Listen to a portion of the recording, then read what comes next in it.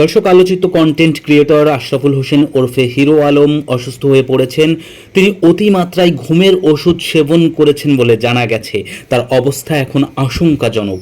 জানা গেছে বৃহস্পতিবার ২৬ জুন দিবাগত রাত ৩:৩০টার দিকে ঢাকা থেকে বগুড়ার এক বন্ধুর বাসায় ওঠেন হিরো আলম। পরে রাতের কোনো এক সময় সেখানেই সবার অন্তরালে ঘুমের ওষুধ সেবন করেন।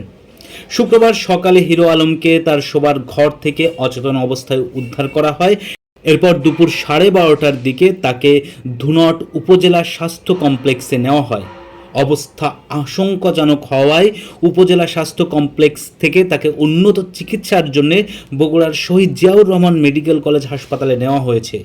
দর্শক, আপনারা নিশ্চয়ই জানেন গত কয়েকদিন ধরে ব্যক্তিগত বিষয় নিয়ে বেশ আলোচনায় ছিলেন হিরো আলম। সেই ব্যক্তিগত দ্বন্দ্বের জেরেই তিনি ঘুমের ওষুধ খেয়েছেন বলে প্রাথমিকভাবে ধারণা করা হচ্ছে।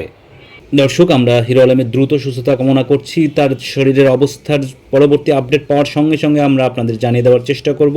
সাবস্ক্রাইব করে সঙ্গে থাকুন আমাদের পার্শ্বচিত্র চ্যানেলের।